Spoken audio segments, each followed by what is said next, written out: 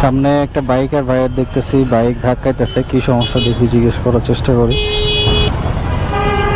Excuse me ভাই, কি সমস্যা বাইকে? তেল শেষ? সাইডে দাঁড়ান, আমি আপনাকে হেল্প করি। হেল্প করবো? সমস্যা নাই সমস্যা নাই, আপনি দাঁড়ান, সাইডে দাঁড়ান, ক্ষতি নাই ক্ষতি নাই, আপনি দাঁড়ান, সাইডে দাঁড়ান, সাইড করে দাঁড়ান ভাইয়া, সাইড দাঁড়ান, সাইড করে দাঁড়ান। কোনো বোতল টোতল আছে? এ তো লিঙ্ক রোড, তো অনেক দূর, তো পারবেন? হাই হাই, আচ্ছা ভাই আর কষ্ট করার দরকার, আপনি দাঁড়ান, আমি পাম্প পর্যন্ত আপনার ব্যবস্থা করে দিই নাকি?